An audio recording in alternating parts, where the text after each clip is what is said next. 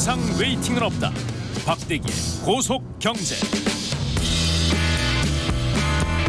박대기의 고속경제 KBS 박대기 기자 나와 있습니다. 안녕하세요. 네, 안녕하십니까. 오늘 제목이 뭐냐면요.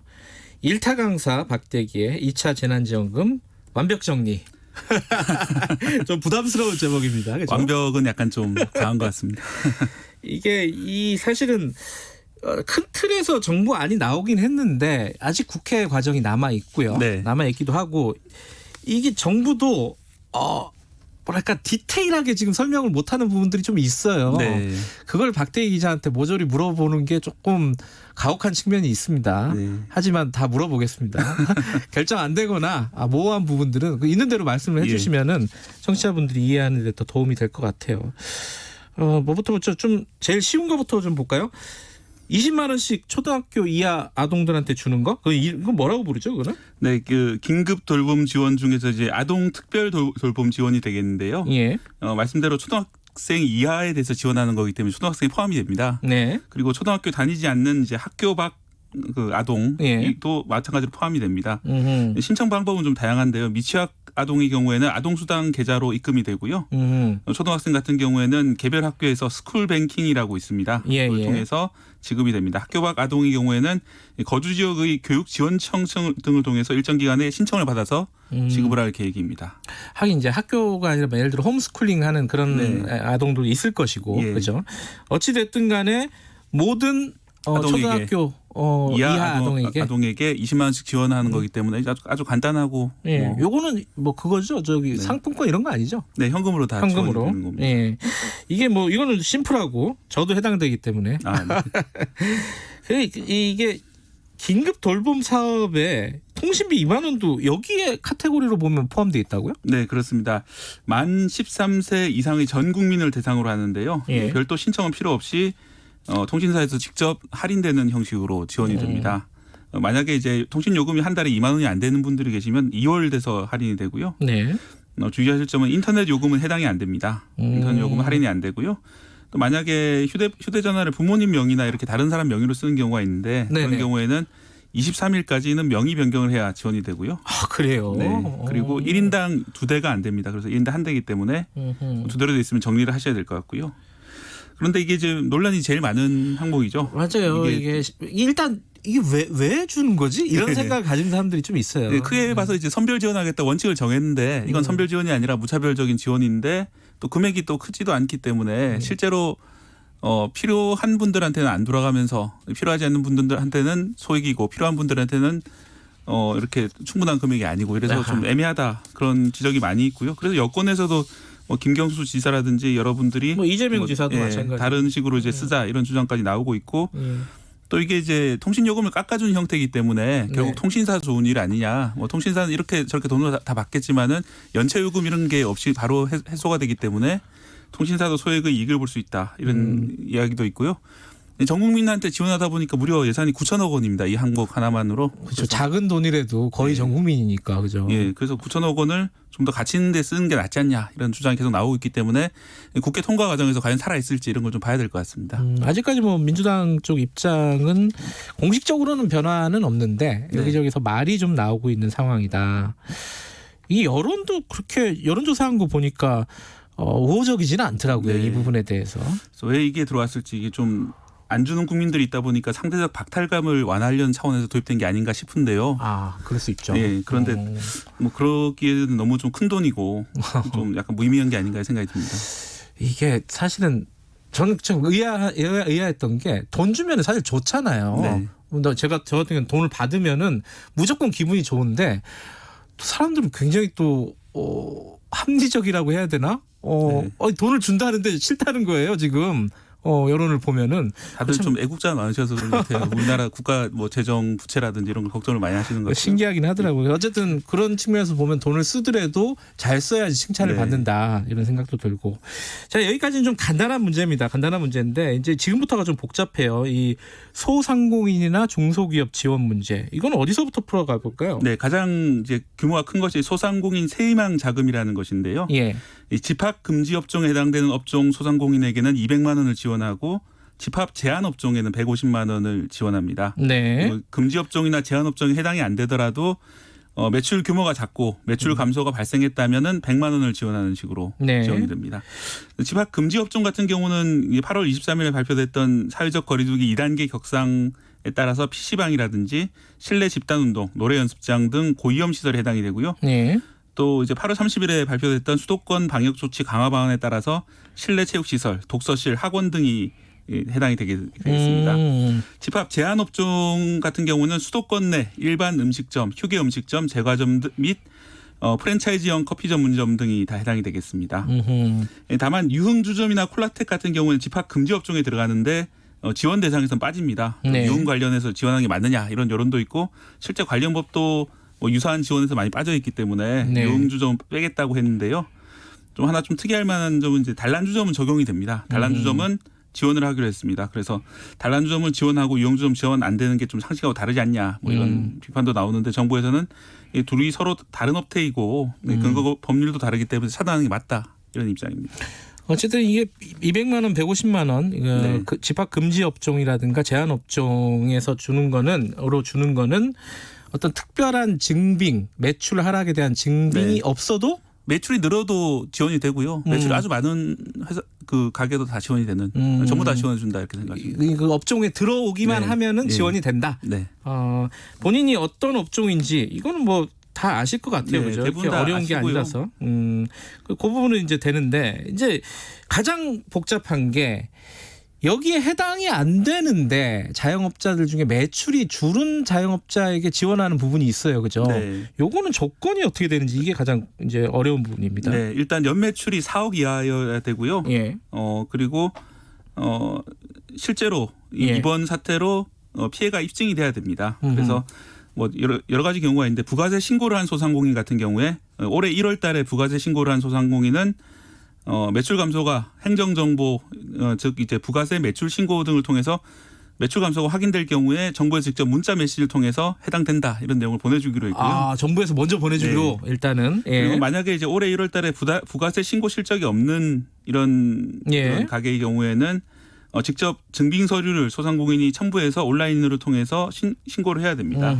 여기서는 이제 매출 세금 계산서 합계표나 뭐 신용카드 매출액, 현금 영수증 매출 내역, 네. 또 사업자 통장 거래 내역 사본 등을 제출해야 되기 때문에 상당히 좀 서류가 많을 것 같고요. 네. 이런 식을 통해서 실제로 매출 감소가 발생했다 이런 걸 입증을 해야지 100만 원이 지급되는 그런 식으로. 그러니까 온라인 통해서 신청을 할 수 있다는 거잖아요. 네. 근데 거기 어느 홈페이지를 들어가야 돼요? 기재부 들어가야 돼요? 어디로 들어가야 돼요? 지금은 이제 소상공인진흥공단이라고 소진공 홈페이지를 통해서 이제 신청을 하고요. 아하. 또 오프라인 지자체를 통해서 신청을 받을 예정입니다. 온라인은 소진공, 네. 뭐라고요? 정확하게? 소상공인진흥공단. 소상공인진흥공단 예. 이쪽에 들어가셔서 일단은 어떤 관련 서류라든가 이런 부분들을 파악해 보시면 될 거고 그게 힘드신 분들은 지자체로 가서 네. 문의를 하시거나 일단 뭐 지자체 민원실에 먼저 전화를 해가지고 네. 이게 홈페이지나 이런 부분들이 힘드신 분들은 이렇게 안내를 좀 먼저 받으시는 게 좋겠네요, 그죠? 그리고 또 하나가 이 폐업자들에 대한 지원이 또 있죠. 네, 그렇습니다.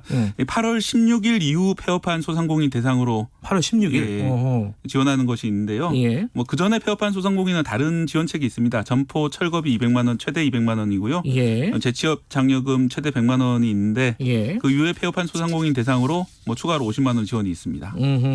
폐업하신 분들도 한번 찾아보실게요. 어떤 지원이 가능한지 네. 찾아보셔야 되는 부분이 있는 거고. 저번에도 제가 여쭤봤는데 그 차관에게 여쭤봤는데 새로 창업한 사람들은 어떻게 되나 이게 참 애매하더라고요. 네. 아직 기준이 명확하지 않나요, 그 부분은? 그 부분은 이제 뭐 집합 제한 업종이나 금지 업종에 해당이 안 된다면은 예. 그게 과거에 비해서 하락하지 않았기 때문에 여기는 해당이 안 되고요. 나중에 살펴보실 좀 생계 곤란이라든지 이런 쪽으로 해당이 될 것 같습니다. 그러니까 비교 대상이 없기 때문에 예. 이런 매출 하락으로 인한 지원은 네. 쉽지 않을 불가능하고 기준은 좀 충족하기 어려울 것 같고요. 다만 이제 집합 금지 업종 제한 업종 해당된다면 바로 지원이 되겠죠. 그거야 이제 조건이 없는 거니까요. 자, 그럼 여기까지 이제 소상공인, 자영업자 이쪽 분들에 대한 지원책이라고 하면은 노동자들 에 대한 지원책들이 좀 있죠, 그죠? 네, 그 2차 긴급 고용안정지원금이라는 이름으로 있는데요. 예. 네, 특수 형태 근로 종사자 그리고 네. 프리랜서 등을 대상으로 하는 것인데 네. 1차 때 이미 지원받았던 분들이 있습니다. 이분들은 50만 원을 추가 지원하게 되고 네. 이번에 처음 신청하면 150만 원을 지원합니다. 소득 기준이 있고요. 지난해 과세 대상 소득 기준으로 5천만 원 이하여야 된다. 그리고 8월 소득이 비교 대상 기간의 소득 대비 25% 이상 감소해야 된다라고 되어 있는데 네. 이 비교 대상 기간은 지난해 월 평균 소득이거나 아니면 직전 기간인 올해 6월, 7월 중 특정 월 네. 또는 이제 전년 동월이니까 지난해 8월 대비해서 얼마나 감소했냐를 봐서 이 셋 중에 하나라도 25% 이상 감소했다면은 네. 지원 대상이 됩니다. 그리고 이제 중요한 것은 이분들 같은 경우에는 그 사업자 등록이 되지 않은 고용보험 미가입자를 대상으로 하거든요. 네. 그래서 간혹 보면 이제 고용보험을 가입하신 분들은 네. 지원 대상이 되지 않냐 이렇게 문의가 많이 들어오는데 이분들은 일단 1차적으로는 지원 대상이 되지 않습니다. 하지만 아하. 올해 들어서 좀 생계 곤란 때문에 고용보험에 추가로 가입하신 분들 같은 경우에는 예. 지원되는 경우도 있기 때문에 그분들은 좀 알아보셔야 되는 상황입니다. 거기 경계에 있는 분들이 있기 네. 때문에 그분들은 좀 알아보셔야 된다. 물론 아까 말씀하신 소득 요건은 충족을 해야 되는 부분이고요, 그죠? 예. 그리고 또 하나가 이것도 이제 일종의 노동자 지원책의 하나라고 볼 수도 있는데 미취업 청년들에게 지원이 되는 부분. 이거는 50만 원 지원된다고 들었어요? 네, 청년 특별 구직 지원금이라는 이름인데요. 네. 지난해부터 이제 구직 지원 프로그램에 참여한 청년 대상으로 대상 또는 이제 올해 취업 성공 패키지 등에 참여할 미취업 청년을 대상으로 지원하는 그런 것입니다. 자, 그럼 여기까지가 이제 뭐랄까 어떤 카테고리 특정한 업종이라든가 네. 아니면 뭐 미취업 청년이라든가 어떤 부류에 들어간 분들에게 지원을 해주는 건데 나는 굉장히 어려운데 여기 하나도 안 들어간다 포함이 네. 안 된다 이러면은 이제 또 방법이 있는 거죠. 네, 그렇습니다. 이분들 같은 경우는 긴급 생계 지원비 같은 걸로 해결이 되는데요. 예. 4인 가구 기준으로 소득이 356만 원 이하이고 대도시 기준으로 재산이 6억 원 이하인 경우에 한 번에 100만 원까지 지급을 받을 수 있습니다. 네. 이게 이제 4인 가구냐 3인 가구냐에 따라서 지원 금액이 조금씩 달라지고요. 네. 그리고 소득 규모도 이제 4인 가구 기준으로 356만 원인데 뭐 1인 가구 같은 경우는 130만 원, 2인 네. 가구는 220만 원 이런 식으로 서로 금액이 다릅니다. 그래서 이 금액하고 지원금을 확인하시고요. 네. 그리고 이제 아까 재산이 대도시 기준으로 6억 원 이하여야 된다고 했는데 네. 기존에도 원래 긴급 복지 지원이 있었습니다. 네. 그거 같은 경우에는 3억 5천만 원 이하인 경우만 지원해 줬는데 이렇게 되면 너무 기준이 적기 때문에 좀 이번에 기준을 늘려가지고 6억 원 이하까지 지원이 되기 때문에 네. 기존에 지원을 못 받으셨던 분들도 추가로 지원할 수 있고요. 네. 다만 이게 긴급 생계 지원비 지원이기 때문에 기존의 생계급여라든지 이런 것들 지원 받으셨던 분들은 여기 해당이 안 됩니다. 그리고 이번에 새로 나왔던 이제 소상공인 새희망 자금이라든지 긴급 고용 안정 지원금 이런 것들 해당되는 분들도 대상에서 제외됩니다. 거기 해당 안 되는 분들 대상으로 정말 생계 어려운 분들 지원해 주는 제도이기 때문에 그렇습니다. 그 5520님이 용달업은 혜택을 받나요? 그러니까 이게 업종과 상관없이 네.